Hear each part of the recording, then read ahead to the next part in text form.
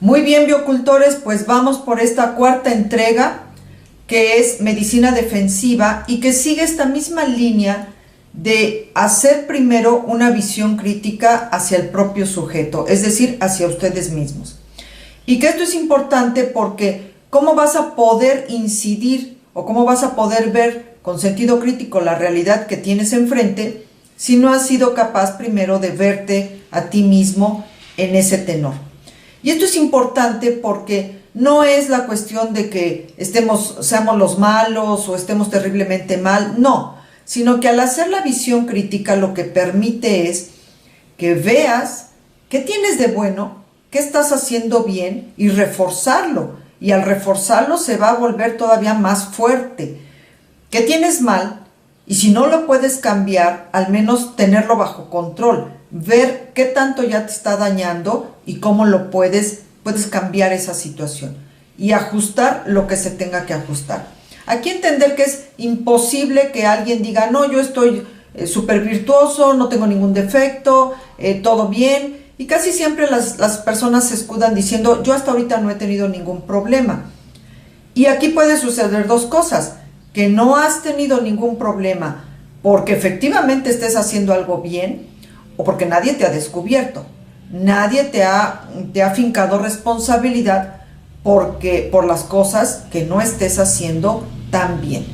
Entonces, aquí a lo que nos obliga pues seguir en esta línea bioética es primero hacer esa visión crítica en el propio sujeto. Y entonces, medicina defensiva nos hace alusión a que la falla puede ser de estructura del sistema y también falla de estructura del sujeto. Comencemos entonces. Miren, medicina defensiva, por ahí de la década de los 70s, se empezó a observar que había una situación donde los médicos pedían un exceso de laboratorios, de estudios de gabinete, y esas fueron las primeras definiciones que se ofrecieron como medicina defensiva.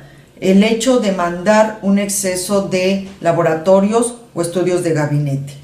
Ahora, a la luz de la reflexión, se ve que eso incluso es una consecuencia, que las causas son otras y la definición es otra. Raimundo Paredes, ya que es mexicano por cierto, nos hace ahí una acotación de algo que ya empieza a vislumbrarse más interesante, que es cambios en la práctica del médico. Porque efectivamente es eso, que el médico cambia su forma de ejercer la medicina y no precisamente para bien.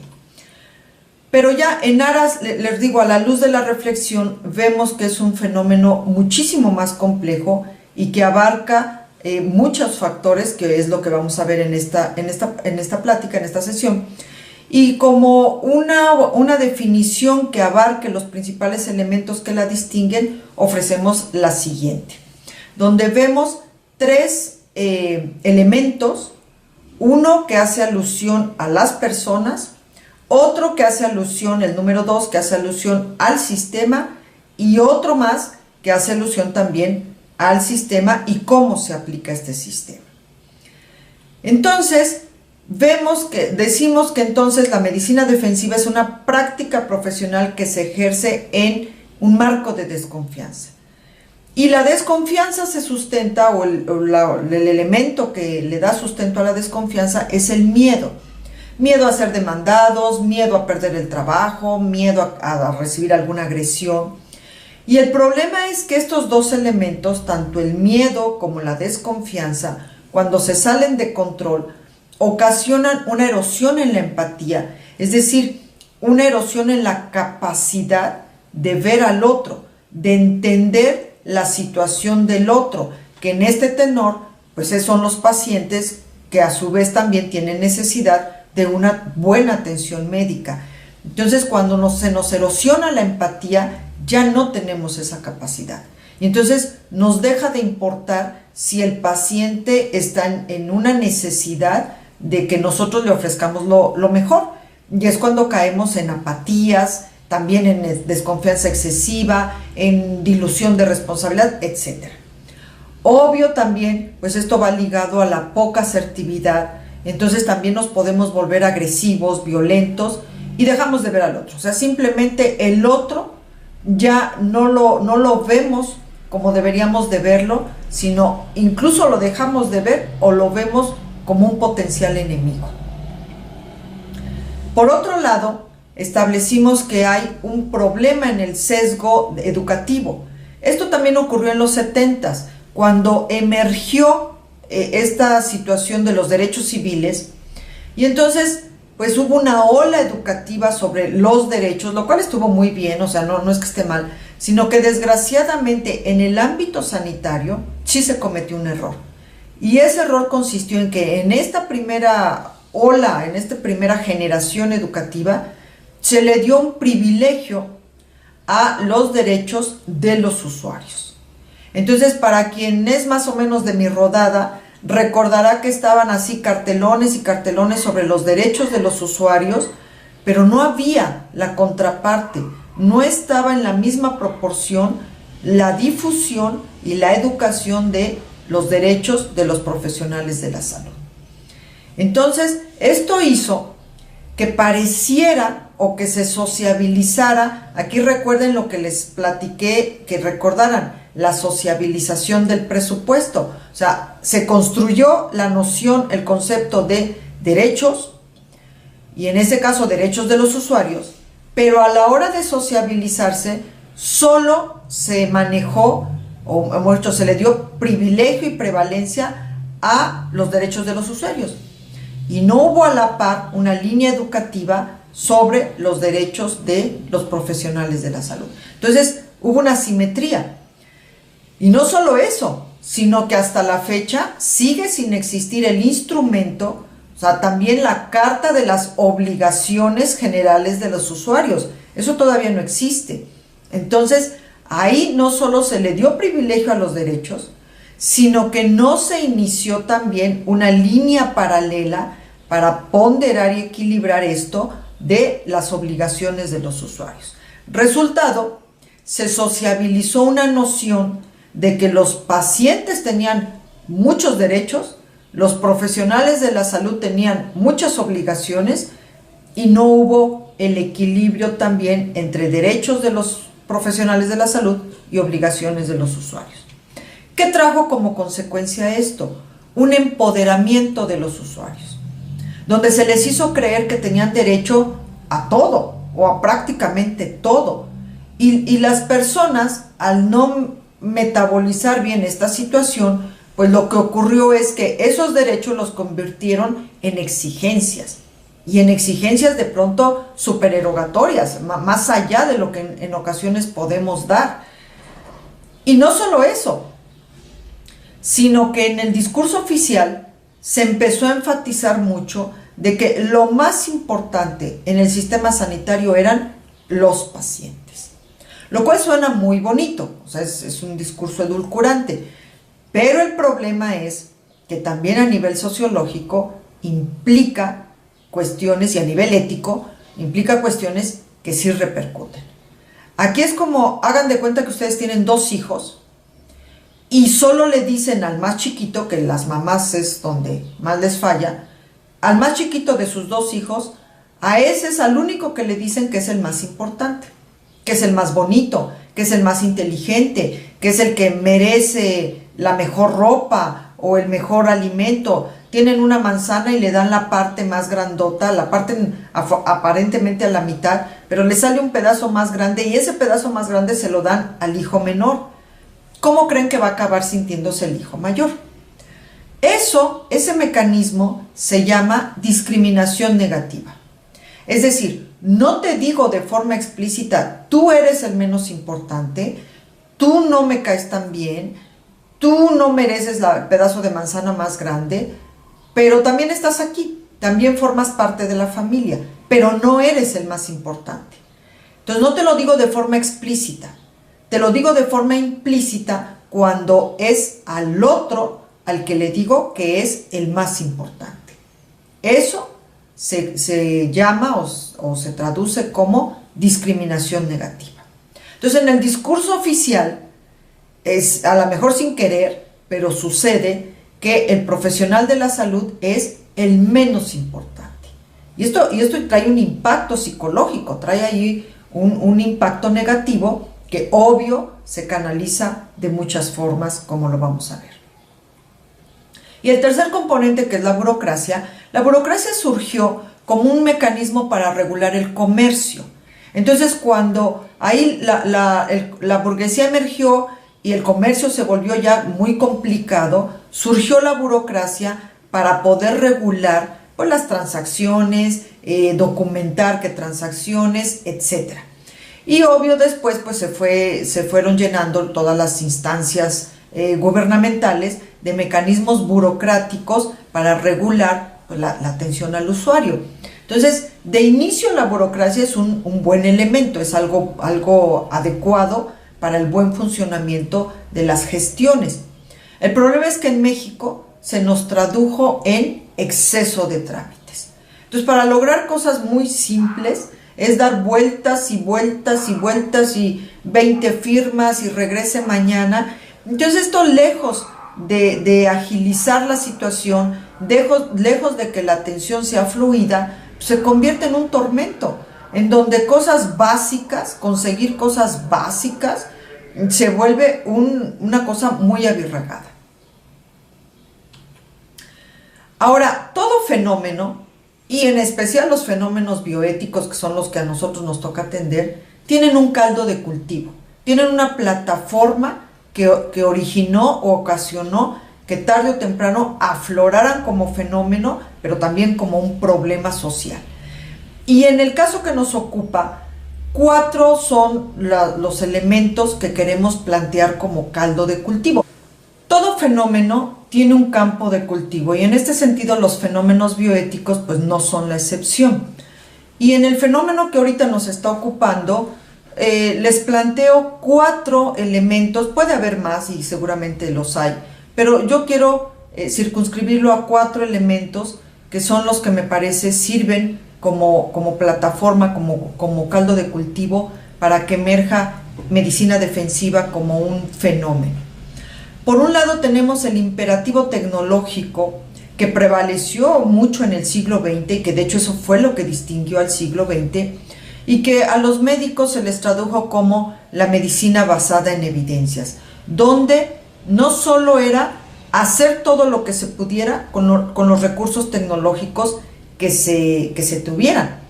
Y entonces entre más recurso tecnológico, pues más obligación de intervenir, de hacer.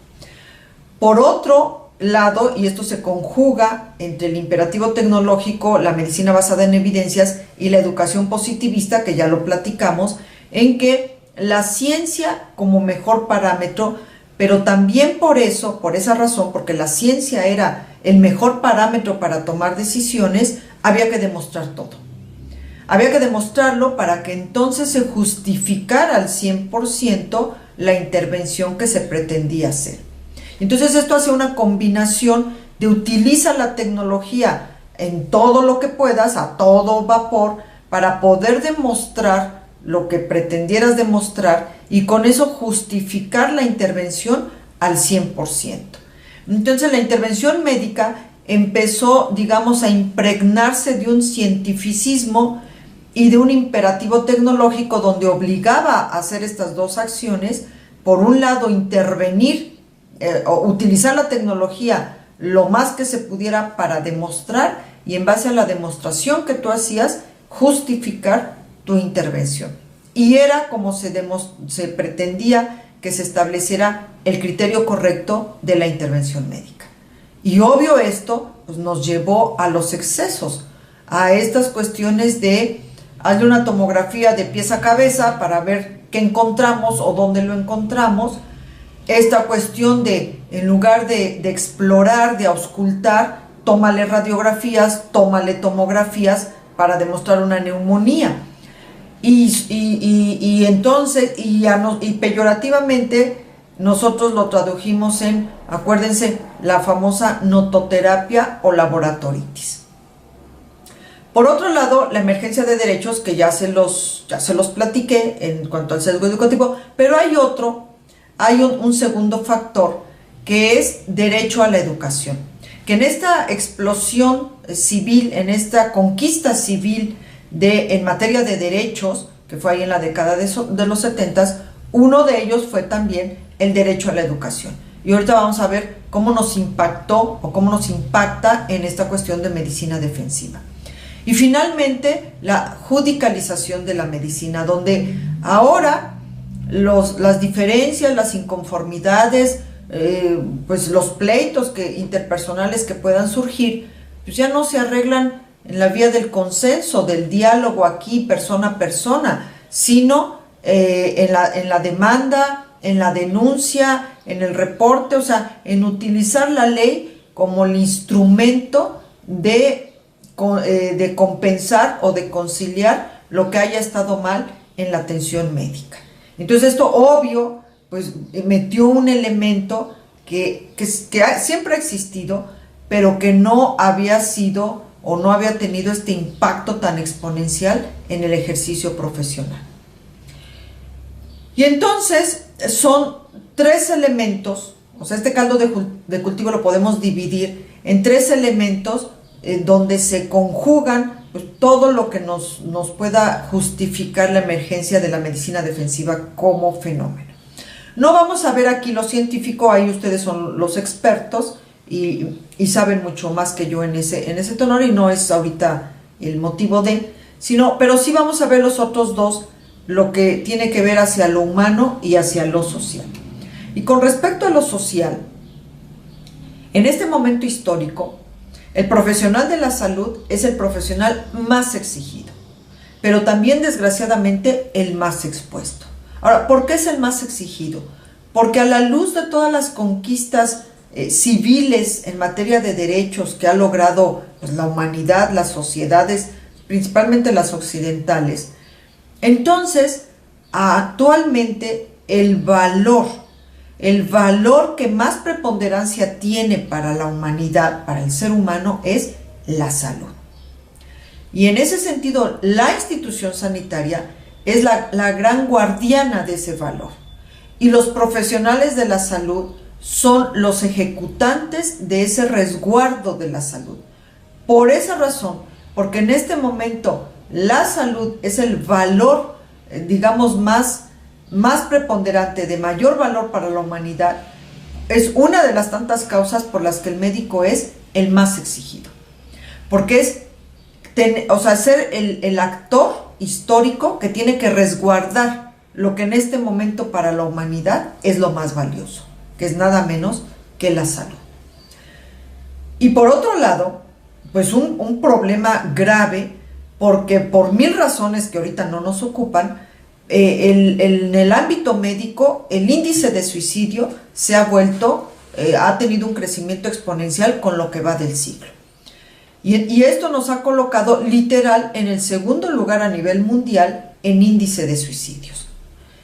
Y por otro lado, ahí este dato yo me lo saqué de una reunión que hubo en Monterrey con respecto a los modelos educativos en el estudiante de medicina, e hicieron un estudio que abarcó Canadá, Estados Unidos, México y casi toda Latinoamérica, y el resultado no miente. El 76% de los médicos que ya llevaban mínimo 10 años ejerciendo la profesión tenían un alto índice de frustración. ¿Y esto a qué nos lleva? A que la profesión por sí misma, tarde o temprano, es frustrante. Y por otro lado, la misma OMS también ya tipificó a la medicina como una profesión de alto riesgo. Es decir, esto ya lo equiparó a que, por ejemplo, el profesional de la salud es una especie de equivalente a un soldado en un ejército activo.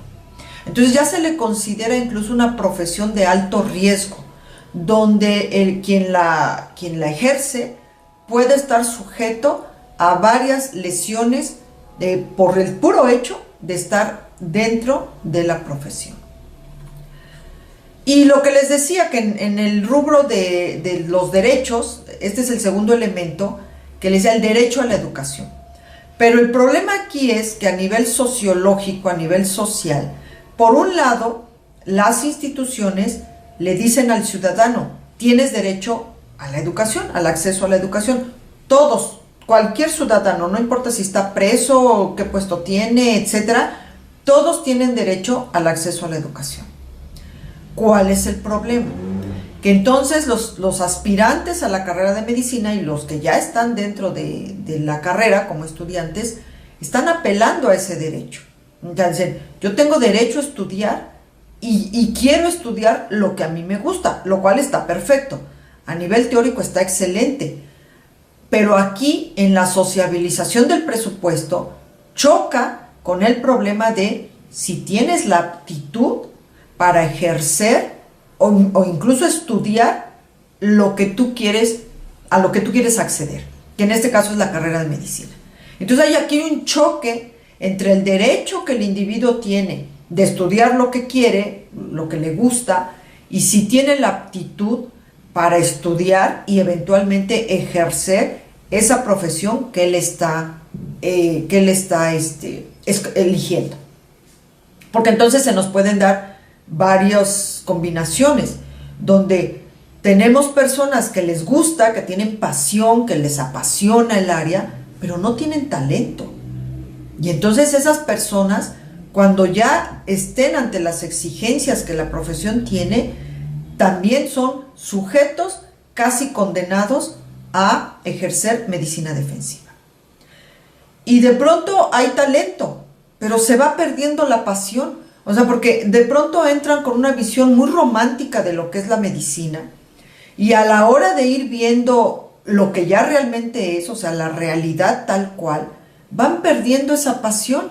Entonces de pronto sí tienen talento, pero al ir perdiendo la pasión, pues se quedan solo con sus herramientas manuales o cognitivas, pero ya no tienen esa fuerza interna que les permita contender con las dificultades que eventualmente van a enfrentar.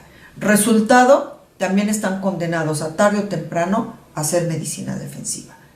Y lo peor es cuando el sujeto queda sin pasión ante tanta dificultad, ante tanta realidad que se le impone, y además no tenía tanto talento. Entonces ahí entró con pasión, la perdió, y para colmo descubre o los demás descubren que tampoco tiene talento. Entonces, sin pasión y sin talento es el peor de los escenarios. Lo ideal, obviamente, es que hubiese pasión y talento. Y entonces sí, esas personas tienen un riesgo muy bajo, casi nulo, de no hacer medicina defensiva. El problema es que en los modelos educativos actuales pues no están los lineamientos, no existen los lineamientos que permitan de alguna forma evaluar y eventualmente o ayudar o excluir a las personas que no tienen talento, que a lo mejor tienen muchas ganas y están en su derecho del acceso a la educación, pero simplemente se tendría que imponer también el derecho de sus potenciales pacientes, o sea, de los otros, a no ser dañados por una persona que simplemente carece del talento para ejercer la medicina. Y a nivel social también un problema grave es esto que les menciono, que como la salud en este momento histórico es el valor más acuciante, entonces hay una gran expectativa social hacia el profesional de la salud.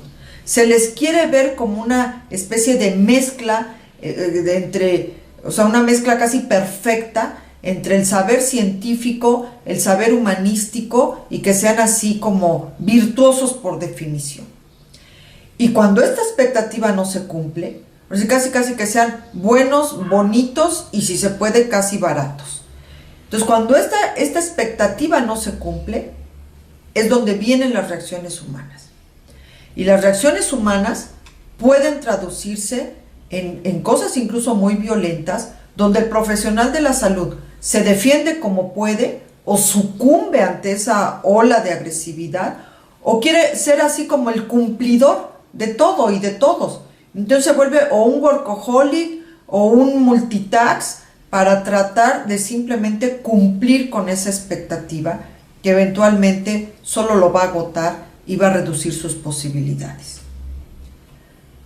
Y por otro lado, lo humano, con respecto a lo humano, aquí recuerden todo lo que vimos sobre la red Hebbiana. No lo voy a repetir porque ya lo vimos en la sesión pasada. Pero lo que sí vamos a puntualizar es cuando esa red Hebbiana se daña, porque entonces sí es un elemento crucial que contribuye a el desarrollo de medicina defensiva en el sujeto y por supuesto al fortalecimiento de la medicina defensiva como fenómeno social.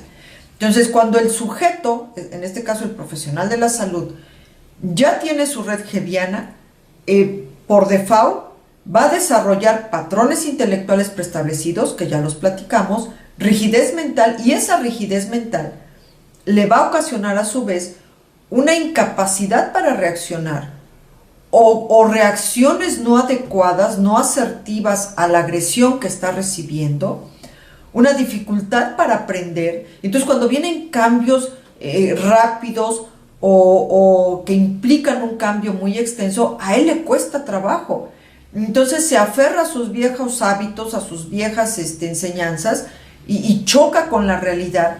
Y muchas veces eso lo hace también ser agresivo o iniciar medicina defensiva para simplemente tapar esa incapacidad que tiene de aprender algo nuevo.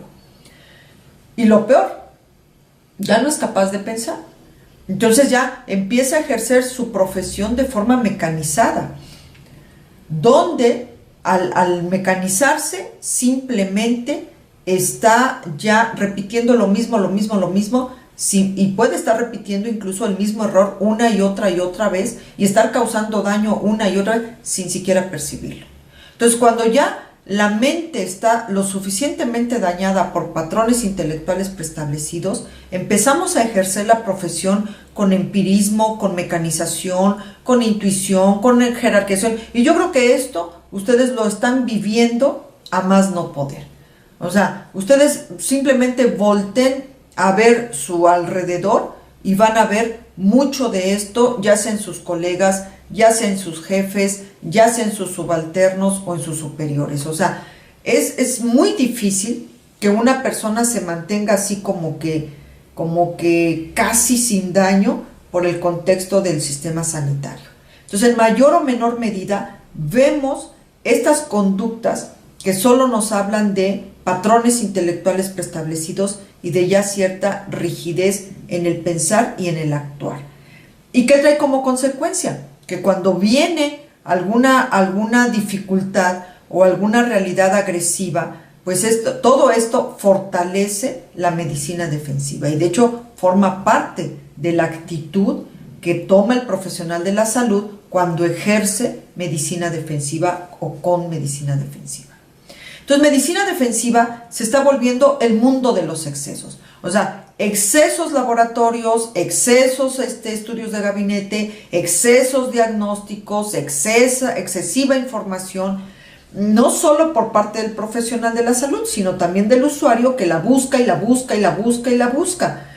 Y esto ocasiona excesiva confusión y en el médico dice: yo no quiero problemas. Casos graves muchas veces ya no quieren ni atenderlos, o los reducen a diagnósticos simples, o empieza esta cuestión de evasión de responsabilidad. Ustedes lo han de ver, por ejemplo, en los enlaces de turno en las instituciones públicas, donde ponle más dopa o ponle esto, ponle el otro para que saque el turno, no se me muera a mí en el turno o sobreviva lo mejor posible en el turno, ya en el turno siguiente a ver qué hace. Y la institución que pretende que no se dé esto, desgraciadamente desarrolló la peor fórmula para tratar de contrarrestarlo. Porque entonces creó una serie de instrumentos que al profesional de la salud se le han traducido en normas, en reglamentos, en manuales de procedimientos. Y entonces ahora estamos un exceso de normitis, un exceso de leyes, un exceso de regularización, un exceso de vigilancia y comités de todo, comités del expediente, comité de no sé qué, comité de morbimortalidad, comité de calidad, de una bola de comités, con el puro afán de reducir al mínimo el error médico. Y desgraciadamente el efecto que están ocasionando es un exceso de burocratización que no solo agobia al profesional de la salud, sea enfermera, sea médico, sino que reduce muchísimo la atención clínica. O sea, enfermería, si ustedes ven todos los documentos que tiene que llenar enfermería, de verdad se vuelve un loable cómo además les da tiempo de atender al paciente. Entonces, claro, de pronto la enfermera se ve en jaque y por llenar todos esos requisitos de documentación, pues resulta que al paciente no empezó la solución a tiempo, no se le pasó el medicamento a tiempo, o ya ni se le pasó, en fin, o sea, empiezan a haber fallas en atención clínica. El médico ahí está un poquito más privilegiado porque pues, se reduce a la nota médica, pero enfermería ahí sí de verdad tiene un problemón, porque es tanta la exigencia de documentales que acaba siendo agobiante, realmente agobiante.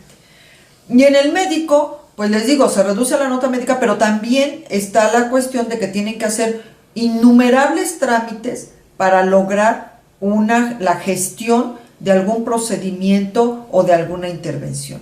Y lo mismo, entre la saturación de atención de pacientes y este excesivo requisito de documental, lo único que se ocasiona es reducción de atención clínica. Entonces, resultado, pues mucha normatización, mucha requisito de documental y menos atención. Entonces, la fórmula no fue precisamente la más adecuada y ahora estamos inmersos en esta burocratización que lejos de aportar, pues nos está agobiando más. Y claro, el usuario, pues de mil formas, tuvo que haber recibido un impacto negativo por todo esto. Entonces el usuario, pues, ¿qué dice? Yo lo que quiero es que me atiendan y que me atiendan bien, dice. O sea, ese es en básico toda mi exigencia.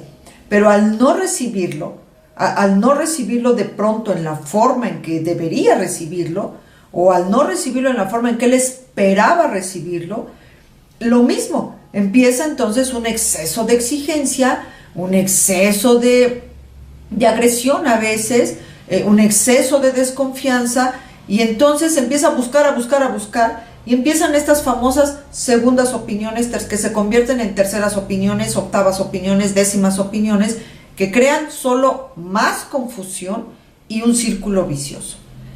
A veces de pronto los pacientes están con la situación de que tienen dos especialistas de la misma área, o sea, un especialista en el sector salud, otro especialista en el sector privado, de la misma área para atender una misma enfermedad o un mismo cuadro. ¿Por qué? Pues por la desconfianza que ya se tiene o la mala atención que se obtiene en los sistemas que están sobresaturados.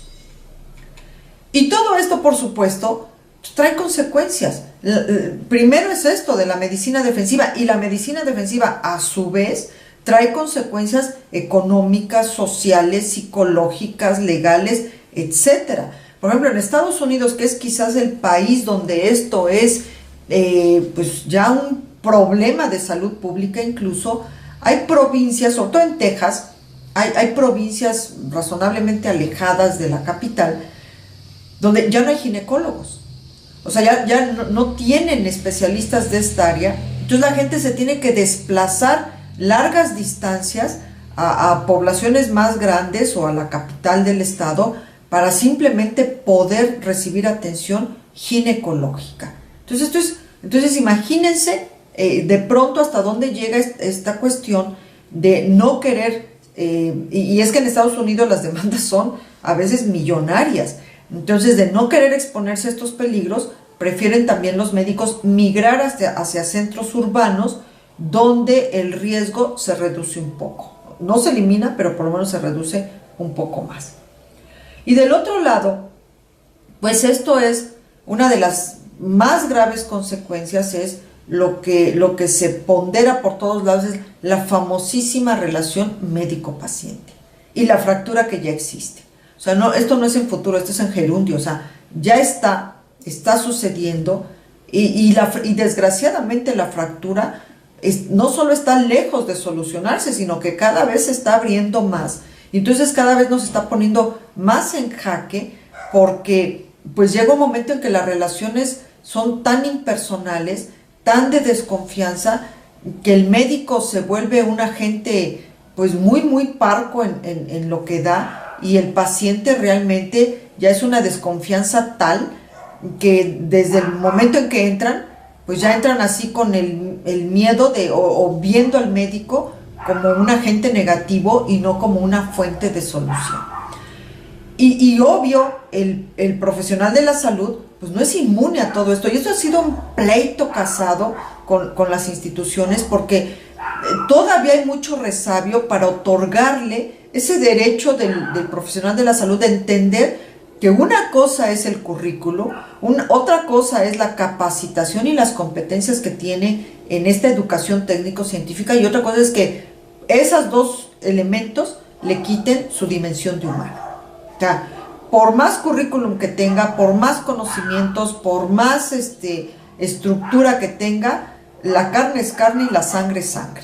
Y entonces, todo esto, por supuesto, trae impacto en el profesional de la salud como persona, como individuo, como ser humano.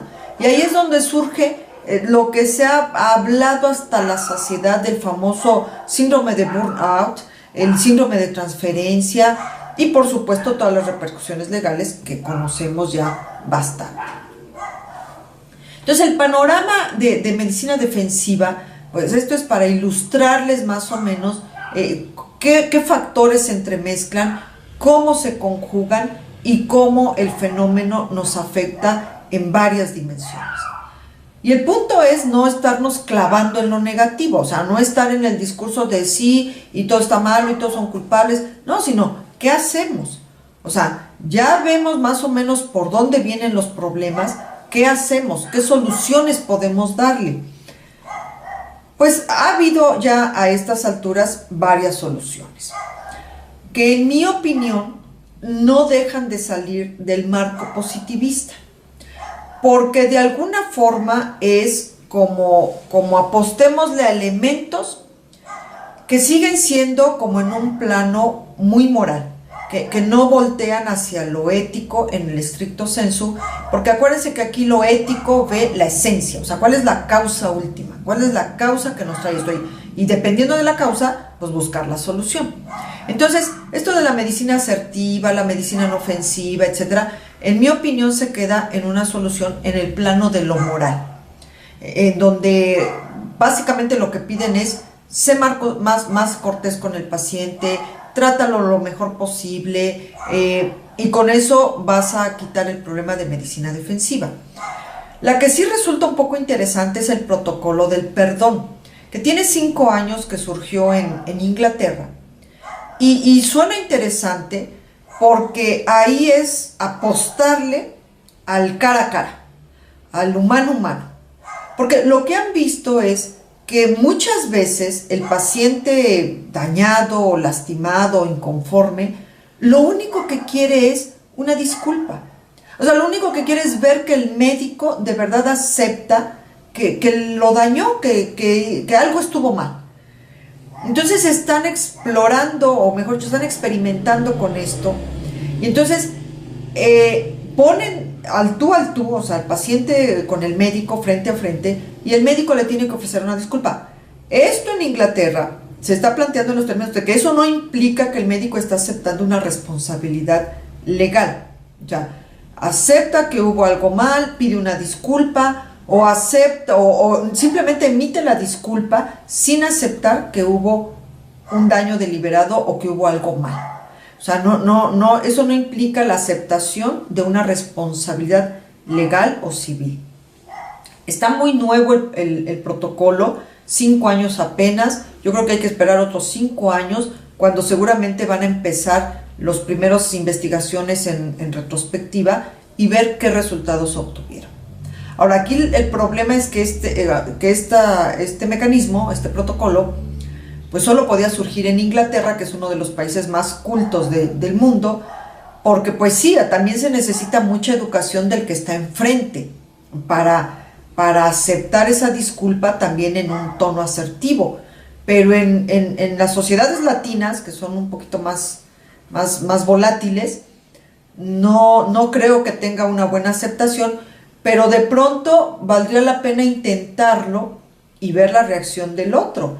Ver si al decirle, discúlpeme, ayer le puse mal el medicamento o no le puse el medicamento, pero en este momento lo corrijo, ver si realmente hay alguna respuesta adecuada, porque de pronto puede ser muy riesgoso y de pronto el paciente con eso ya lo toma y para mañana el médico tiene una demanda. Entonces, me parece que ahí tienen que ser niveles educativos y culturales, sociales muy elevados para que suceda esto en términos asertivos.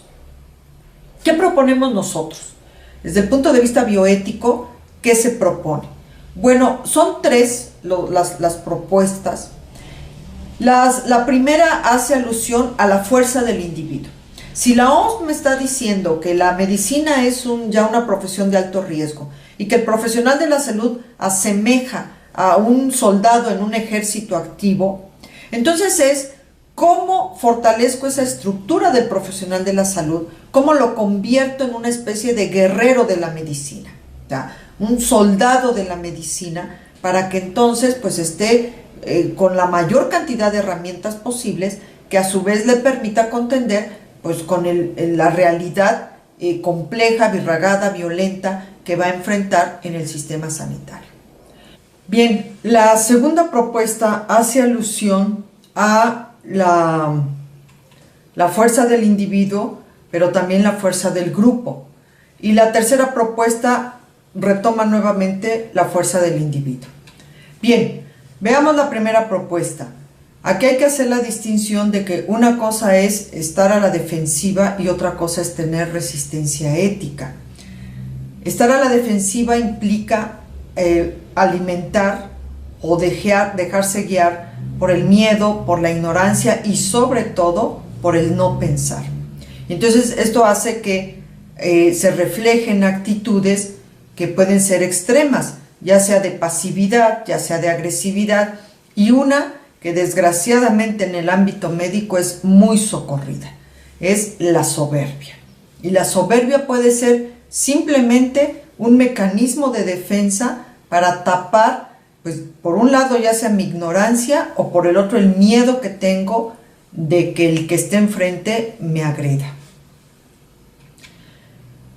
Y entonces la resistencia ética hace alusión a ver el origen.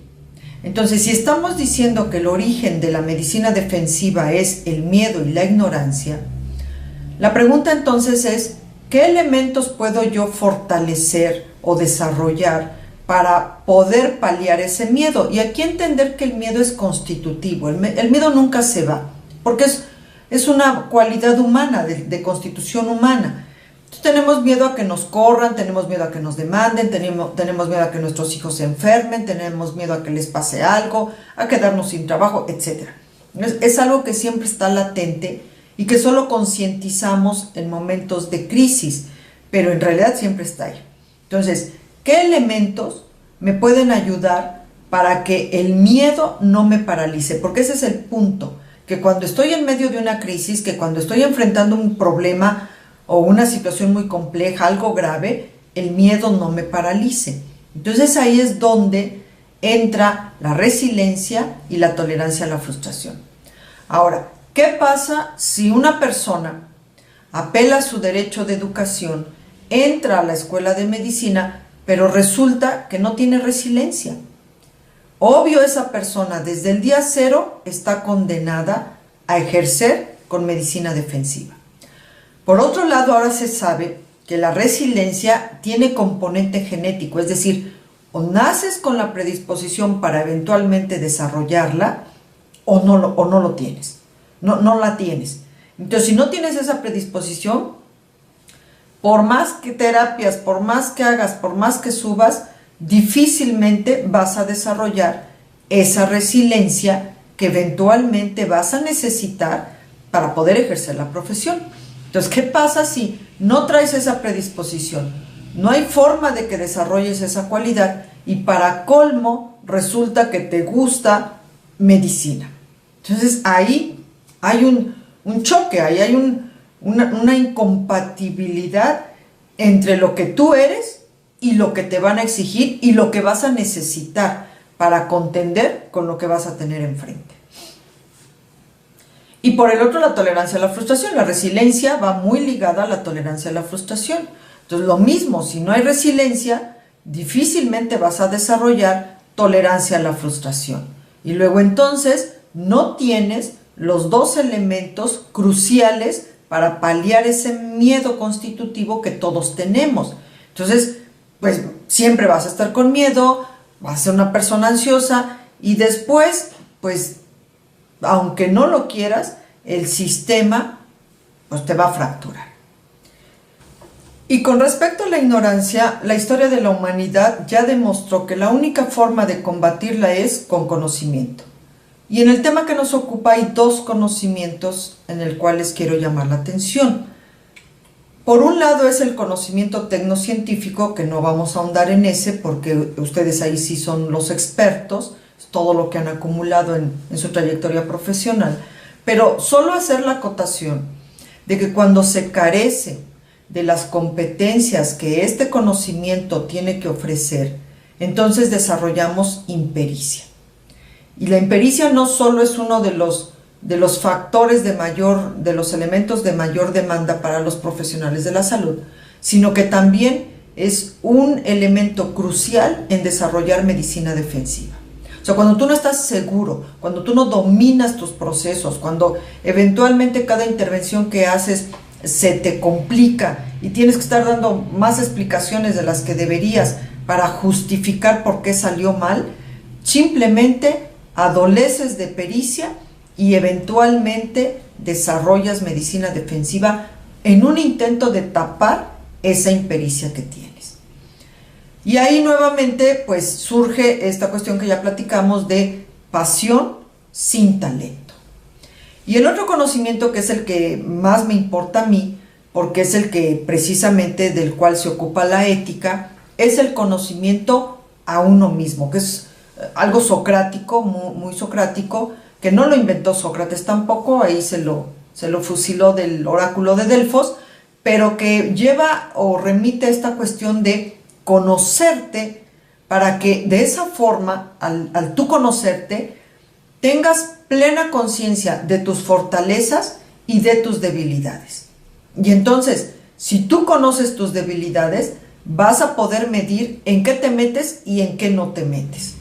Y si tú conoces tus fortalezas, entonces también vas a poder medir qué enfrentas y qué no enfrentas y cuándo lo enfrentas. De otra forma, al ser un ignorante de ti mismo, pues no tienes esa capacidad de delimitar cuáles son tus posibilidades y cuáles no. Y lo peor, ni siquiera aceptas que hay algo malo en ti, que hay una deficiencia en ti, por ejemplo en este caso la impericia. Entonces por eso es crucial conocerse a uno mismo para de esta forma convertirte en un excelente guerrero, entendiendo que se está aparejando a la medicina con una profesión de alto riesgo, como es ser soldado en un ejército. Entonces, convertirse en un soldado bien entrenado. Y en este sentido, de conocerse a uno mismo, se tiene que comenzar por elementos básicos. Y el elemento más básico es: ¿por qué entraste a medicina? ¿Por qué elegiste medicina?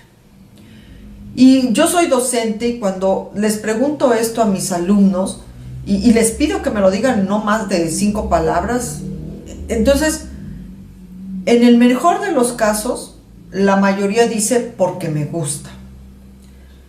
Pero el problema es que menos del 10% y a veces menos del 5% dice por ayudar a otros o por servir. Y el punto es que en medicina lo que más te van a exigir, por no decir que es lo único que te van a exigir, es que sirvas. Y aquí es que si no sirves para servir, pues no sirves para la medicina. Y al no servir, por no tener este elemento básico, pues vas a desarrollar medicina defensiva en un afán de tapar lo que no tienes. lo que no te motiva, que es servir. Y si no tienes ese punto crucial, básico, que es el inicio, que es querer servir, difícilmente vas a desarrollar una vocación de servicio, que es exactamente el construir la profesión médica, lo que haces a diario. Entonces, la vocación se construye, se va construyendo, cultivando mucho de lo que hasta ahorita hemos platicado, sobre todo en la sesión previa de acto profesional. Así se va construyendo el servicio. La vocación de servicio. Entonces, si desde el punto de inicio no tienes el elemento básico, pues todo lo demás cae por default. Y por otro lado, esto del conocimiento a uno mismo tiene dos líneas. Una línea moral y una línea ética. La línea moral nos lleva a qué tipología social tienes. Si eres sumador, restador, multiplicador. Y la línea ética te lleva a solo dos cosas. ¿Eres virtuoso o eres vicioso? Entonces, en la línea moral, aunque todos tenemos un poquito de todo, o sea, todos tenemos un poquito de sumador, un poquito de divisor, un poquito, pero uno de los cuatro es el que acaba identificándonos. Entonces, uno de los cuatro se nos superpone. Aquí el sumador es el típico que acumula. Es el que a ustedes les va a decir, ¿y en qué referencia lo encontró? O ¿cuál es el libro donde dice eso? ¿O quién es el autor? Entonces son estos saberes enciclopédicos de que acumulan, tienen una memoria extraordinaria. El divisor es el típico Contreras, al que nada le parece. Todo lo que uno le propone, para él está mal o tiene un pero. Ese es el típico divisor. El multiplicador es el más generoso, es el que no solo acumula conocimiento, sino también le gusta compartirlo. Es el típico que les llega y dice, oye, es que mira, ayer leí en un libro o me encontré este artículo donde dice que esto, que el otro. Entonces, no solo lo aprendió él, sino llega y lo comparte con los demás. Y el restador es el que ustedes lo van a ver en esa actitud de que todo lo sabe, ya nadie le puede decir nada, siempre hace reminiscencias a sus glorias pasadas y ya está por encima del bien, del mal y de todos los conocidos y por conocer. Nadie le puede enseñar nada nuevo porque él ya resolvió todo. Entonces el típico restador que difícilmente, afortunadamente los restadores nunca estudian bioética porque choca con ellos. Entonces, la ventaja de la bioética es que difícilmente tenemos un restador como alumno, afortunadamente. Y en el plano ético, en el conocimiento ético, esto ya lo vimos la vez pasada con la virtud y el vicio, pero ahora se los voy a recordar con esta imagen en una esperanza de que cada vez que la vean tengan una reminiscencia a esta cuestión, a esta dicotomía de virtud-vicio. Y aquí, aunque Platón nos los ilustró con la auriga, si lo recuerdan, aquí lo vamos a ilustrar con el trazo electrocardiográfico, donde la razón es la onda P, porque es la que empieza el estímulo. Ahí el estímulo empieza con una decisión, y al tomar la decisión se da todo lo demás. Entonces, el PR y el ST es el proyecto de vida, porque es el que va dando la continuidad, y el QRS es la virtud, y los picos de abajo son las pasiones y los vicios. El T son las emociones y el U son los sentimientos. Entonces, conforme esto se va, ahora sí que enlazando latido por latido, es la forma en que nosotros vamos construyendo nuestra trayectoria profesional, nuestra trayectoria personal. Y al final, solo hay dos opciones, dos y ninguna otra. O logramos una trayectoria profesional prestigiosa, llena de virtud, o logramos una trayectoria profesional desprestigiada y llena de vicio. No hay tercera opción. Entonces, esto es de que al conocerme a mí misma, conozco qué virtudes tengo y qué defectos tengo o qué vicios tengo. Y hasta dónde mis vicios, mis pasiones me están dominando y me están contaminando o evitando que la construcción de mi trayectoria profesional y la construcción de mi trayectoria personal no sea la adecuada. Entonces, ahí es esa tensión de qué caballo va a prevalecer para entonces yo poder ir construyendo mi proyecto de vida y mi trayectoria profesional pues en los términos más adecuados. Y eso es un proceso, no es una iluminación divina. O sea, aquí entender que todos estos elementos que acaban conformando a la resistencia ética son hábitos, como nos los dijo Aristóteles, son cosas que se tienen que ejercitar prácticamente diario en mayor o menor medida. No significa que diario estemos en un maratón de virtud, pero sí significa que prácticamente diario estemos fortaleciendo de alguna forma o construyendo de alguna forma los contenidos que nos van a permitir tener resistencia ética.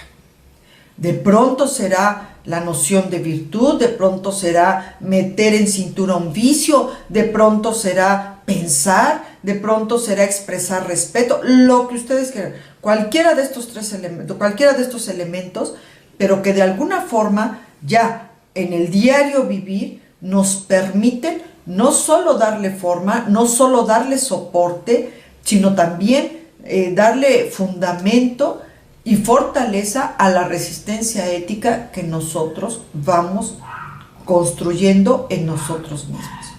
Entonces, de esta forma, tenemos una línea de seguridad que nos va a permitir contender con lo que tengamos enfrente.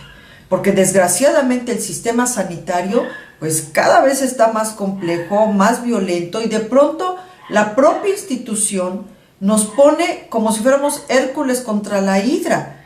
Y si no tenemos todo este bagaje de herramienta, todo este constructo de resistencia ética, pues entonces estamos a la defensiva, porque estamos así como animales asustados, que a veces nada más por instinto pues respondemos.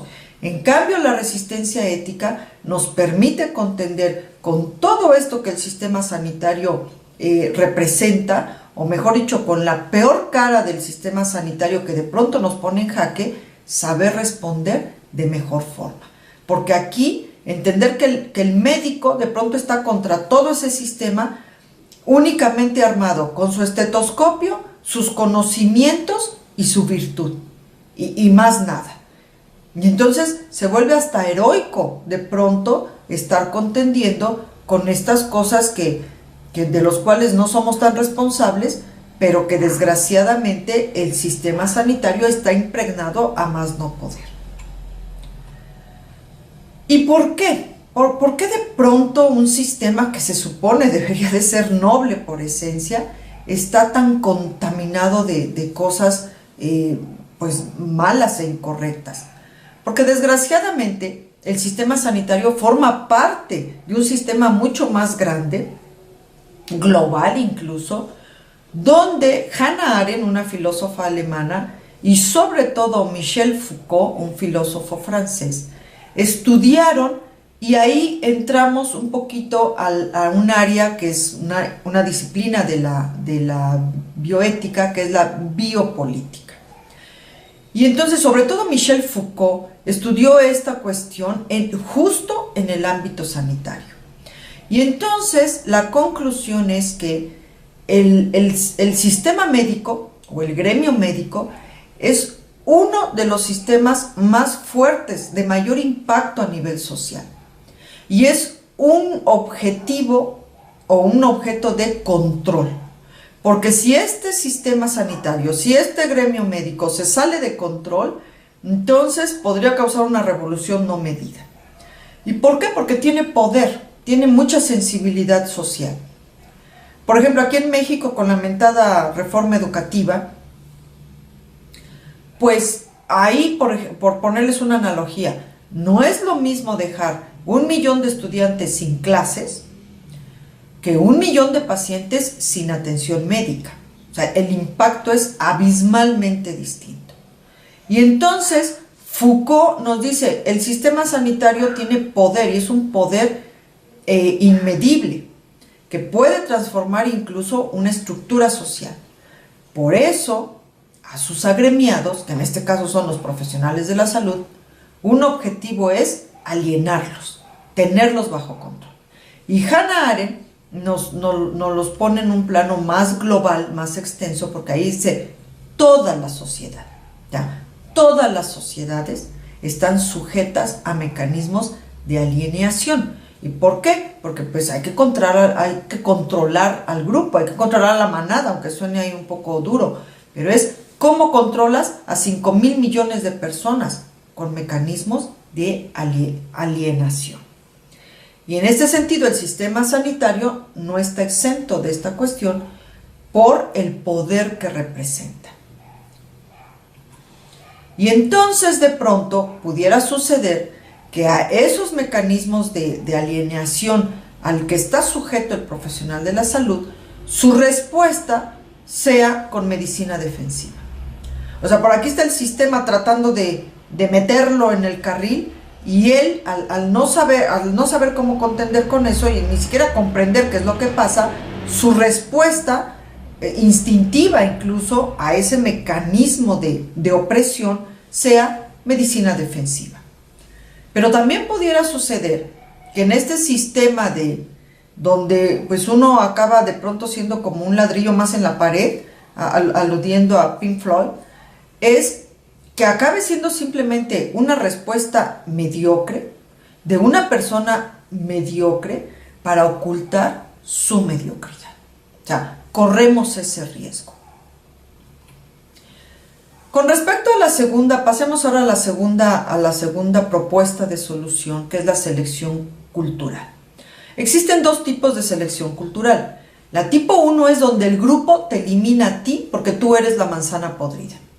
Tú eres el que está impidiendo que el grupo avance, que el grupo genere cambio, que el grupo progrese, genere proyectos. Y entonces tú eres el que impide el avance del grupo y entonces a ti te elimina. Ahí es donde entran estos residentes que simplemente a todas luces no son aptos, no tienen el talento, no tienen las cualidades y se les da de baja y bueno, se arma la de San Quintín porque entonces apelan a todos sus derechos. Pero aquí el punto es que tú tienes el derecho o tú tienes todos los derechos que quieras, pero hay uno que se impone y es la obligación, o mejor dicho, que se contrapone a esos derechos, y es la obligación de no causar daño a terceros. Entonces, si no tienes la aptitud, si no tienes la capacidad, si no hay forma, pues se te tiene que separar del grupo, porque si no eventualmente vas a causar mucho daño, empezando por ti mismo. Y el otro es al revés. El segundo tipo de selección cultural es cuando tú te separas del grupo, porque es el grupo el que está tan anquilosado, está tan mecanizado, ya es un grupo corrupto que te impide avanzar. Tú quieres hacer proyectos, tú quieres hacer cosas y no te dejan. Entonces, ahí tú no eres la manzana podrida, sino que el grupo es el que te está contaminando y tú te separas del grupo para tener una oportunidad de cambio, de evolución, de trascendencia. Y la tercera, a lo mejor sin saberlo y sin medirlo y sin proponérselo, ya la están haciendo ustedes, que es avanzar con el ritmo de la historia. ¿Por qué? Porque si no puede suceder que las cosas están cambiando y tú te aferras a tus viejas enseñanzas, a tus viejos conocimientos, a tus viejos patrones de conducta, de pensamiento, y entonces chocas con los cambios, chocas con lo que está sucediendo. Y de pronto resulta que a la luz de lo nuevo te exigen algo que tú ni siquiera has querido aprender o ni siquiera sabes que existía, y ahí es donde puedes caer en un problema sin quererlo. Y digo que ahí ustedes ya, sin medirlo, lo están haciendo porque pues a eso están en este curso, a estar aprendiendo cómo se está dando este famoso cambio de paradigma, y pues eventualmente conforme más avancemos, pues van a ir viendo todos estos cambios y entonces van conforme a la historia y van a poder detectar perfectamente bien qué del pasado está siendo ya fragmentado y superado y qué de lo nuevo ya se está aplicando o ya tienen que aplicar para obtener mejores resultados. Entonces ahí es donde el que ya está anquilosado, el que ya está con red Hebbiana dañada, el que ya tiene patrones de conducta muy rígidas, pues pierde. En cambio, el que está con red Hebbiana activa, el que está haciendo este esfuerzo que ustedes están haciendo, porque pues, le invierten tiempo, le invierten esfuerzo, en fin, pues entonces van conforme a la historia. Y entonces en ese sentido van asimilando lo nuevo, lo van aplicando y no o sea, si de pronto surge algo muy, muy grave, tienen nuevas herramientas para contender con eso. Bueno, ¿cuál es lo malo de todo esto? Lo malo de todo esto, mis queridos biocultores, es que de mil personas, de 1000 médicos, de 5000 médicos, a duras penas, 5, 10, 15 les nacerá poder desarrollar en todo su sentido la famosa resistencia ética, les nacerá hacer selección cultural y les nacerá avanzar conforme a la historia. O sea, el gran problema de esto es que yo siempre lo he dicho, la ética no es para cualquiera y el que se atreve a entrarle descubre que es un camino que de pronto no es ni fácil ni fluido. Entonces, ¿esto qué significa? Que los menos lo van a hacer. Eso es lo malo. Lo bueno es que, aunque sea uno, aunque solo una persona lo haga, con eso es suficiente para fragmentar la hegemonía. Ahí es donde entra esta frase espléndida de un punto de luz es suficiente para fragmentar la oscuridad. Entonces, aquí por eso es que en bioética no nos desesperamos y en ética menos, porque sabemos que es apostarle al uno, al poquito, al menos, pero con ese poquito, con ese menos, con ese grupo chiquito, puedes lograr fragmentar la hegemonía.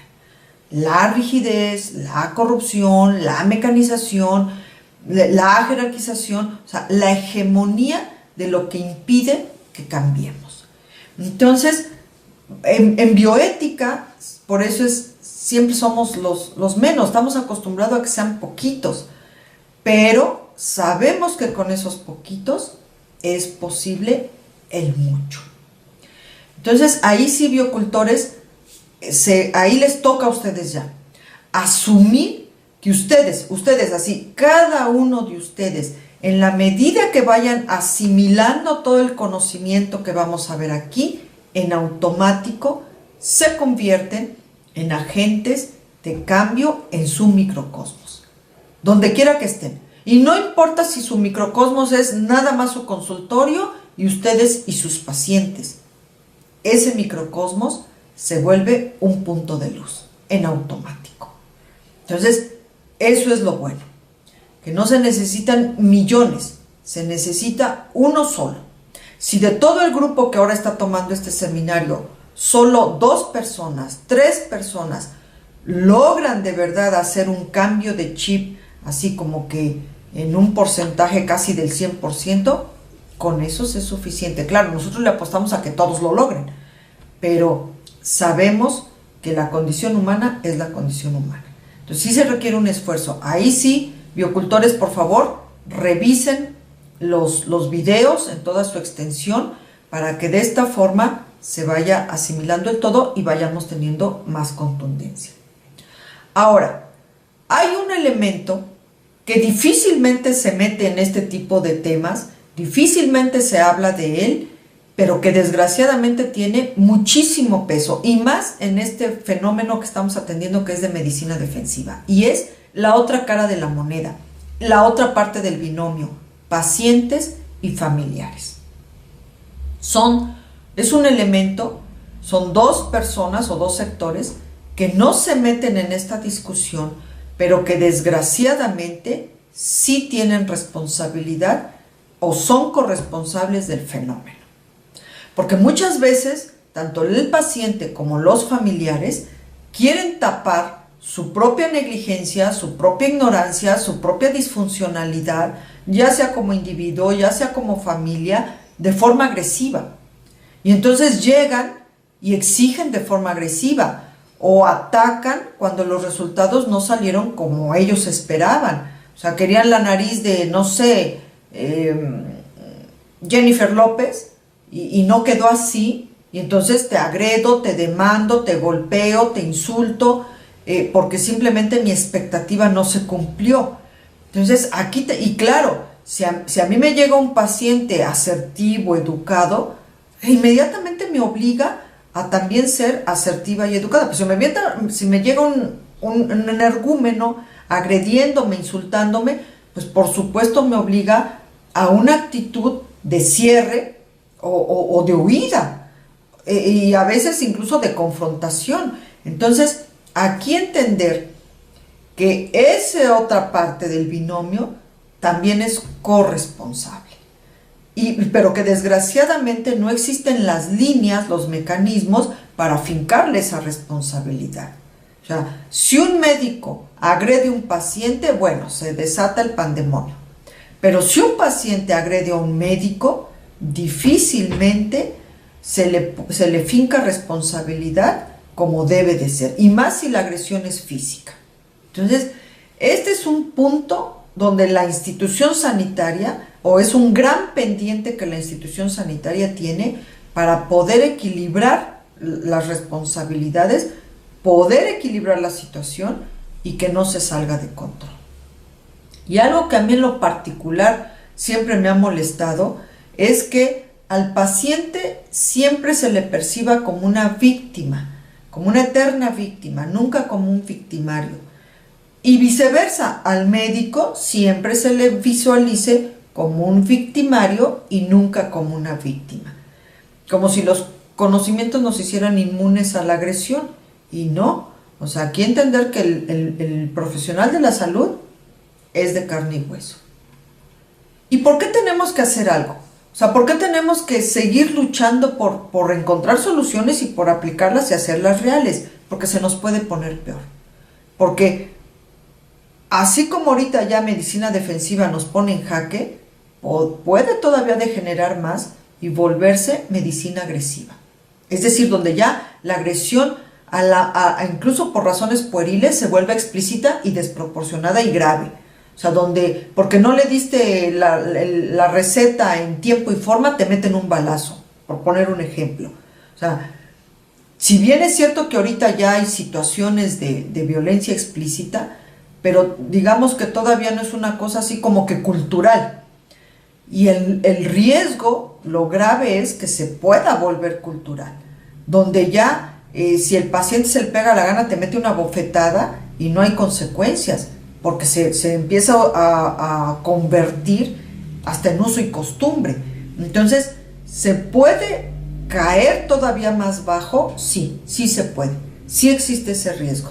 Y por eso debemos esforzarnos, porque ahora sí que no solo que de aquí no pase, sino remontar, regresar al proyecto original, que es construir una medicina más humanística, un modelo médico humanístico.